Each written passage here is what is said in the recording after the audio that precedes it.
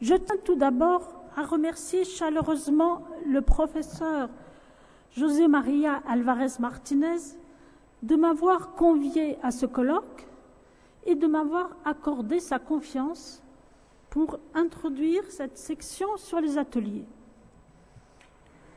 En 1984, à l'occasion du colloque international Artistes, artisans et production artistique au Moyen-Âge, nous avions présenté avec Jean-Pierre Darmon une communication sur l'artisan mosaïste centrée sur une réflexion à partir des signatures. Cette étude avait bénéficié des observations pénétrantes du regretté Philippe Bruneau, qui s'intéressait depuis longtemps à l'organisation du travail des mosaïstes. Ces 30 dernières années, la documentation archéologique s'est enrichie de découvertes exceptionnelles et l'on a pu constater une véritable inflation bibliographique à propos des mosaïstes de l'Antiquité et des ateliers. Entre autres ouvrages, signalons en 2008 celui de Michael Donderer, complément à son étude de 1989, en 2011 celui de Panayota Atzaka, en 2012 un numéro spécial du Journal of Roman Archaeology, Ateliers and Artisans in Roman Art and Archaeology.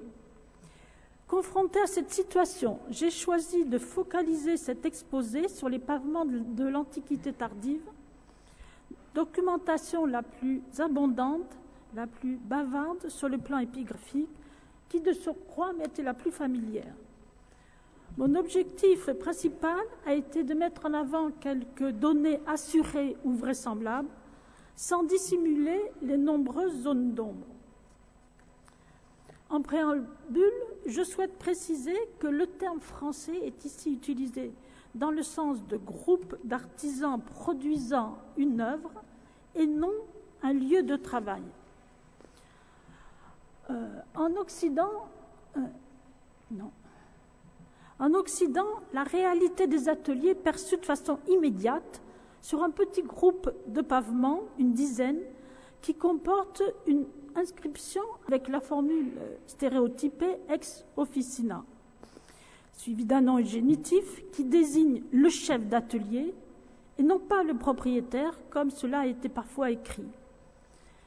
Ces témoignages attestent à partir du IVe siècle, principalement dans les provinces africaines et en Hispanie, apparaissent dans des contextes homogènes, avant tout domus et villes des élites, quelques exemples en contexte chrétien. Deux sites vont retenir plus spécialement l'attention: Kenchela Mascula en Algérie, Enchir El Erik en Tunisie, dans la région de Sbeitla. Ici, le plan de la maison de Vénus à Kenchela. On remarque que la signature de l'atelier est insérée dans le tapis géométrique du portique ouest du péristyle et non pas associée à la mosaïque de Vénus qui décore le triclinium dominant le péristyle. Ceci pourrait laisser penser que la signature s'applique à l'ensemble du décor de la maison. Détail du tapis avec la signature disposée dans un cercle, officiné Iunioris, le vœu Bonis Bene étant disposé au centre. La mise en page n'est pas sans rappeler les signatures dans la sigillée. Le petit croquis exécuté par Jean Lassus, conservé dans les archives du Centre Camille Julien, fait apparaître en dessous de BB des insignes de sodalité de l'amphithéâtre. On est en présence d'une réalisation du IVe siècle par l'analyse fine du décor géométrique. Dans les hautes steppes de la Tunisie, à Enchir El Eric a été découverte récemment une église rurale dotée d'un baptistère, dont nous a parlé aussi hier François Barat, à proximité de la cuve baptismale, une mosaïque de pavement représentant 2 cerfs de part et d'autre d'un cantar. Le pavement porte sur le petit côté une inscription mentionnant le nom de l'atelier. Ex officina magistri Victoriani et Victorini, plus l'épitaphe. Œuvre de l'atelier des maîtres Victorianus et Victorinus. Notez que le magistère est au singulier, bien que portant sur les 2 noms, mais surtout, on relève que l'emploi de ce mot comme titre du chef d'atelier semble très rare sur la mosaïque. Selon Michael Donderer, la dénomination de magistère, en revanche, est attestée chez les sculpteurs et les architectes. Ainsi, sur une peinture de l'hypogée de Trebius Justus à Rome, où est représenté le Magister Generosus.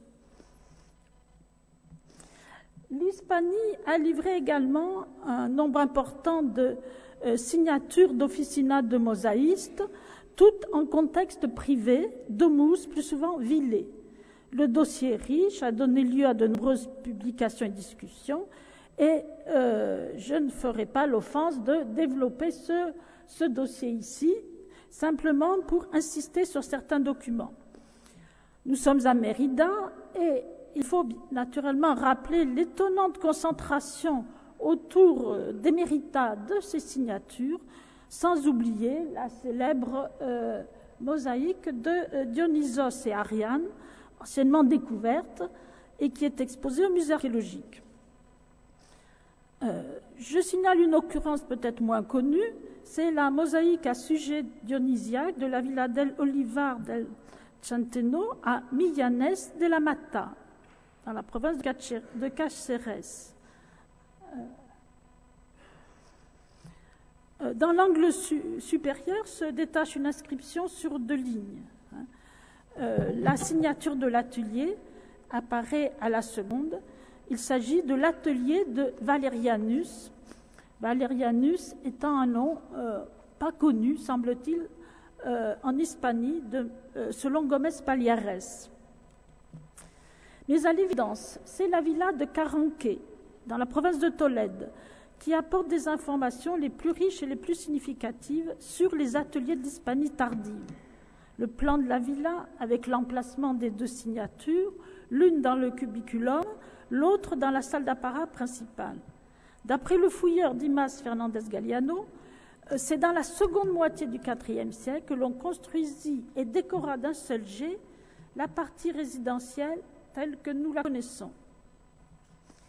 Ici, le cubiculum à sujet mythologique, l'inscription était placée à l'entrée dans une tabula ansata. Elle est détaillée ici.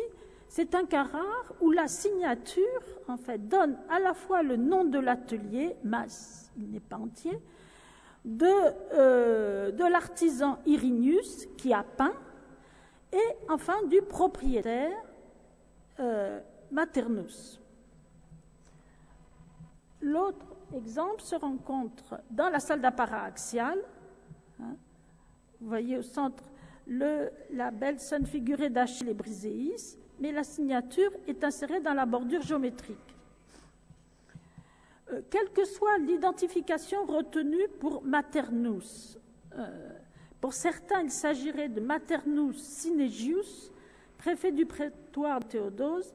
La villa de Caranque apporte des informations du plus haut intérêt. Elle affirme la collaboration d'un pictor à la réalisation de décors figurés.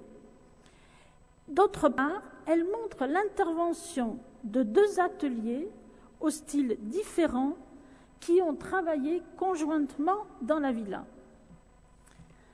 Dans les provinces orientales, le dossier épigraphique, particulièrement abondant à partir du Ve siècle, n'a pas livré d'équivalent exact pour la formule ex officina. Ici, ce sont les signatures collectives qui attestent le travail en équipe. Le mot utilisé est ergon, qui désigne à la fois le travail en lui-même et son résultat. Certaines de ces signatures laissent entrevoir une hiérarchie interne au sein des équipes, mention d'apprentis, ainsi que des liens filiation, ce qui est attesté par ailleurs par les textes juridiques. Je me limiterai à 4 exemples. Ici, sur la même image, vous voyez la signature à It, en Syrie, probablement dans un monastère. Une inscription précise que l'œuvre de pose, ergon, de la mosaïque, de la très sainte Église, est due à 2 artisans. Seul le nom du second est complet, Procopios, un nom banal dans la Syrie. Autre exemple célèbre, en Jordanie, sur le mont Nebo, dans l'église Saint-Georges à Kirbat al-Mukayat, achevée en 556, la mosaïque de pavement de l'aile nord, à gauche sur l'image, comporte une inscription portant la signature de 3 mosaïstes. Ici, vous voyez mieux l'emplacement précis de la signature devant l'entrée de la pièce annexe. L'inscription indique ergon, travail, et là il est précisé pséphotétone des mosaïstes Naouma, Syriaque et Thomas pour le repos de Sabinus, frère de Martyrios. Gattier souligne qu'il s'agit de noms régionaux. Un autre exemple moins connu, près de Gaza à Jabalieh, un important complexe chrétien constitué d'une église et d'un baptistère a été mis au jour. En voici le plan avec la répartition des 17 inscriptions datées ou datables du VIe siècle. Pour l'essentiel des dédicaces, sauf dans le baptistère où il y a une signature indiquée en 11. Voici la vue d'ensemble du baptistère avec l'ensemble de ses tapis. La cuve a été spoliée.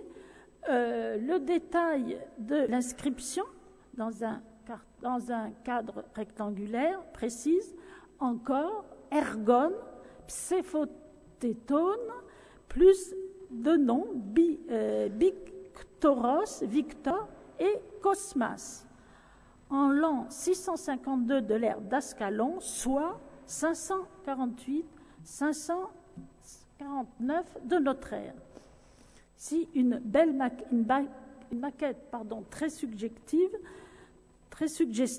publiée dans le catalogue d'exposition Gaza à la croisée des chemins. Une signature bien connue dans la synagogue de Beth Alpha indique que la mosaïque a été réalisée par Marianos et son fils Aninas, des artisans locaux. Il est intéressant de souligner que les mêmes mosaïstes se retrouvent à Beth Shean sur un pavement de la synagogue. En Occident comme en Orient, la collaboration d'un pictor à la réalisation de la mosaïque est parfois clairement indiquée dans la signature, moins d'une dizaine d'occurrences. Examinons tout d'abord le pavement inscrit, maintes fois restauré, découvert dans les Thermes près de l'Infida en Tunisie. L'une des inscriptions, près d'un buste de femme, d'une exécution particulièrement maladroite, indique Sabinianus sine pictore. Une autre, placée dans un cadre carré, près d'un seuil, précise, ce qui est très intéressant, Sabinianus senorianus pindit et pavimantavit. Je rappelle qu'à Caranquet, c'est sur la même, pardon. À Caranquet, en bas de l'image, en fait, l'inscription indique Irinius Pingit. Donc, Pingit, donc Irinius a peint.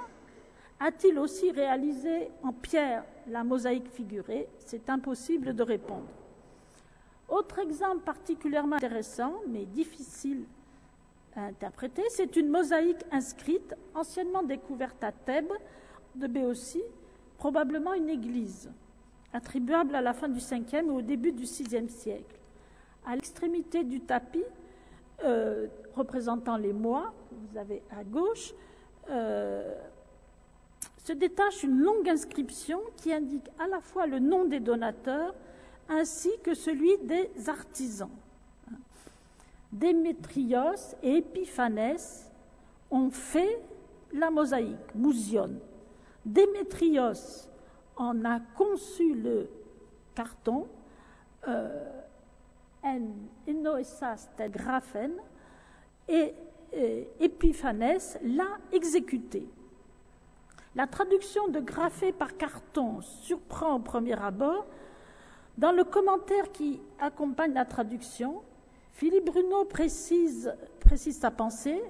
En fait, selon lui, le rôle du pictor est de concevoir, d'inventer un modèle, paradigma pour les mosaïstes. Outre les signatures, d'autres indices relevés par les restaurateurs à l'occasion de traitements apportés au pavement laisse entrevoir la collaboration d'un peintre pour la mise en place du décor. Ce sont les tracés préparatoires peints sur le mortier. Ici, un exemple particulièrement remarquable à Besançon, dans la domus du Collège Lumière.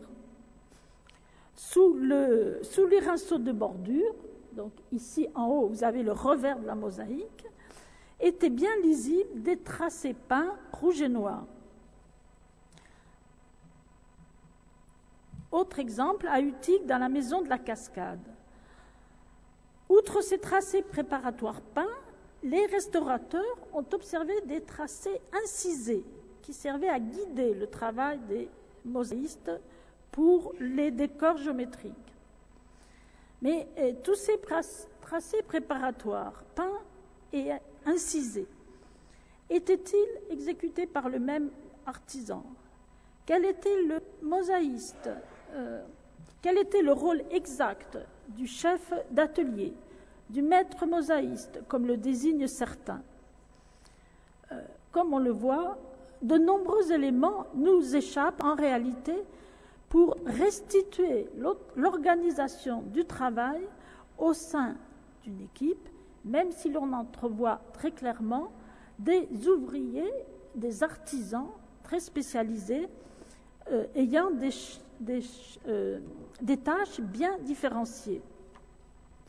Malgré tout, j'ai eu envie de vous montrer la reconstitution d'un chantier de mosaïstes qui a été proposé récemment par des archéologues qui ont fouillé l'église de Tel Amarna en Syrie, fouille menée par la mission belgeo-syrienne avec la collaboration de Tomasz Walijewski. Si la photo de l'église en cours de fouille, un très grand bâtiment de 22,70 m sur 19,60 m, entièrement recouvert de mosaïques. L'ensemble est daté de la première moitié du 5e siècle sur la base de critères archéologiques. Et voilà donc la reconstitution proposée, où nous voyons, en train de réaliser le décor de l'abside de l'église, les mosaïstes au travail. Naturellement, donc, il ne s'agit pas d'une réalité précise, mais je considère pour ma part qu'il s'agit malgré tout d'une reconstitution très suggestive qui laisse bien entrevoir les différentes tâches au sein du chantier.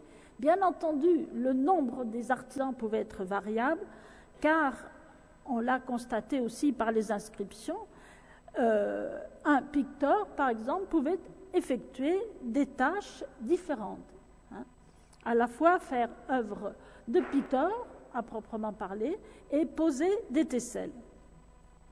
Mais quittons le virtuel pour essayer de saisir à travers l'iconographie les mosaïstes au travail, la documentation est d'une pauvreté désarmante, outre le célèbre relief d'Ostie, bien connu, où l'on voit le mosaïste assis maniant la marteline.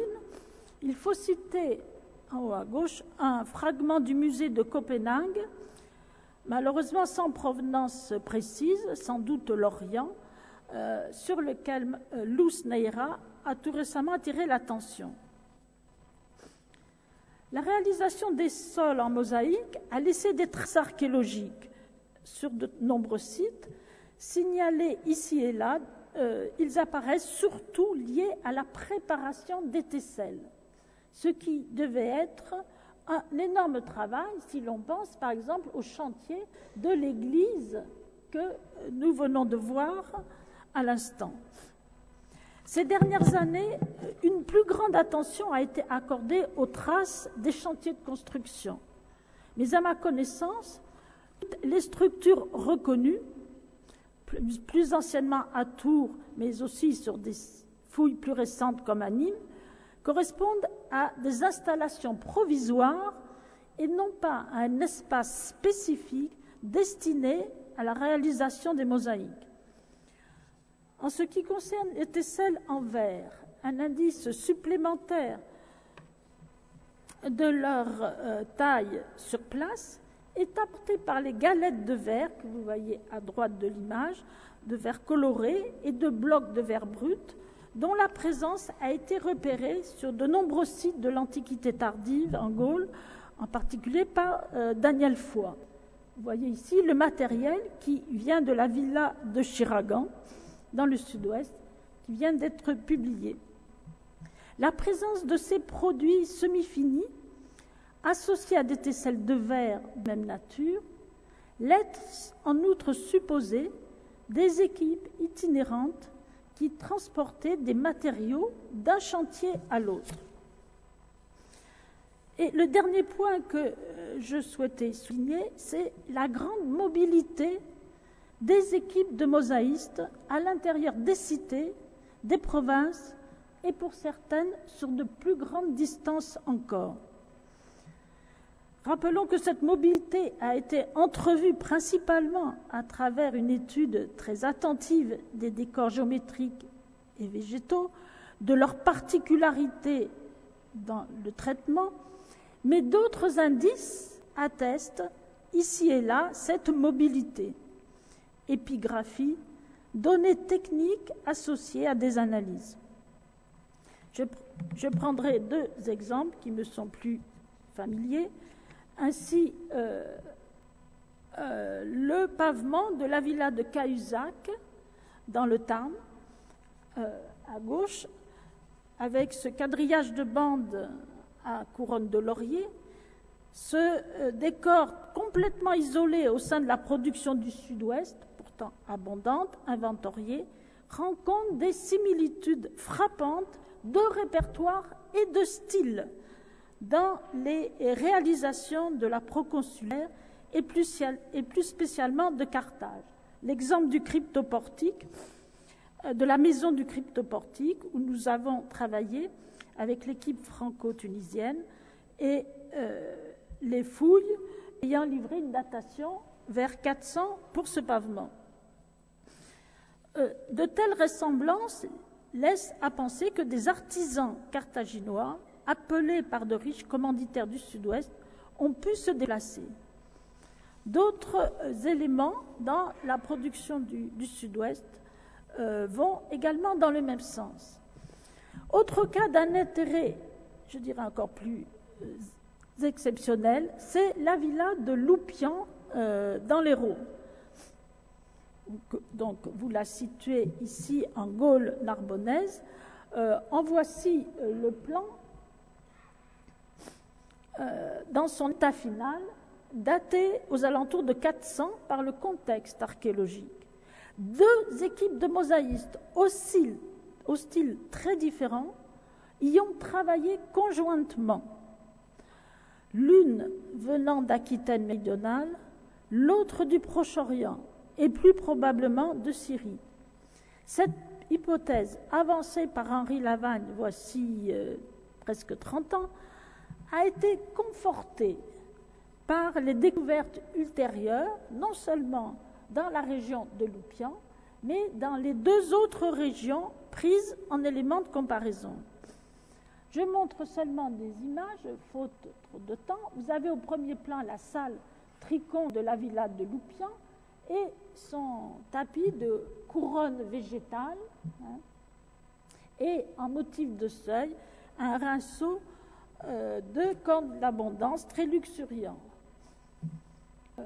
Ici, regroupé sur la même image, le détail du tapis de Loupian et à gauche une réalisation donc, dans le sud-ouest à Montréal-Séviac, dans le Gers, avec exactement le même type de répertoire végétalisé, inconnu ailleurs en Gaule, et qui montre des ressemblances à nouveau frappantes avec des tics d'écriture particuliers. Ceci est encore confirmé par le décor de la bordure à cornes d'abondance, celle de Loupian à gauche, celle de Valence-sur-Baïse à droite. Ajoutons ce qui n'apparaît pas sur la figure, que les matériaux en fait utilisés pour souligner l'embouchure des cornes d'abondance est identique sur les 2 sites. Si l'on circule, mais à proximité immédiate de ce tapis du triconque, on relève dans les autres pièces des décors très différents dans le style et la réalisation et le répertoire. Ainsi, cette composition centrée autour d'un octogone, d'un type très complexe, inconnu en Gaule, dont tous les exemples se concentrent en Syrie du Nord. Et je parle sous le contrôle des meilleurs spécialistes du Proche-Orient et de la mosaïque orientale.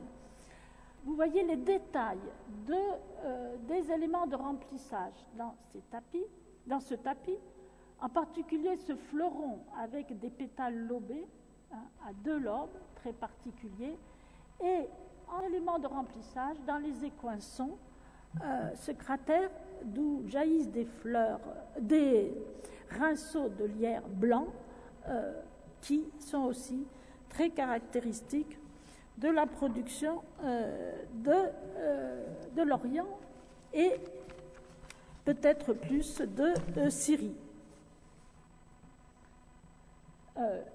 L'exemple le plus significatif par rapport à notre composition de Loupian, c'est une mosaïque, en fait, non pas de l'église, mais d'une maison de Mahar Chouri au musée de Maharet à Nouman, en Syrie, où on retrouve à la fois la même structure de la trame, très complexe, donc qui est, je répète, attestée uniquement en Syrie du Nord, avec en élément de remplissage, vous retrouvez ce fleuron avec ses lobes très particuliers, et tic d'écriture aussi très particulier, mais qu'on voyait mal sur la photo précédente. Vous voyez ces sortes de clous qui sont placés aux angles de l'octogone. Bref, les ressemblances frappantes de répertoire et de style avec ces pavements de série laisseraient donc supposer l'intervention d'une équipe, car les mosaïstes ne travaillent jamais seuls, venus de Syrie. Conclusion. Et comment définir un atelier de mosaïste au IVe, Ve siècle? Je dirais que c'est d'abord une équipe d'artisans avec leurs outils qui travaillent sous l'autorité d'un maître et qui répondent à un programme. À l'intérieur de l'équipe, les artisans offrent des compétences diverses, complémentaires, mais l'important est qu'ils soient capables d'assurer les différentes étapes de la construction, car, on l'a vu, cette réalisation, avec tous ces tracés préparatoires, demande un soin particulier. La question des modes de transmission a soulevé de nombreux débats. Pour aujourd'hui et en fin de séance, je me permettrai de souligner que le débat n'est pas clos. En ce qui l'existence de cahiers de modèles qui traînent encore dans les livres ne me satisfait pas personnellement, mais c'est aussi le cas pour de nombreux spécialistes. Il nous paraît, si l'idée de modèle doit être maintenue par l'intermédiaire du pictor qui va aider le mosaïste à réaliser son décor, nous pensons que la transmission du décor, du répertoire géométrique, s'est fait bien davantage par les hommes qui circulaient, et aussi par les ateliers où, en cette période fin de l'Antiquité, il y a un savoir qui s'était transmis de père en fils, savoir sur le plan graphique et sur le plan du répertoire. Voilà. Il faut espérer que de nouvelles recherches sur ces équipes itinérantes viennent éclairer un peu mieux cette question de transmission du répertoire, car naturellement, il faut le prouver. Je vous remercie.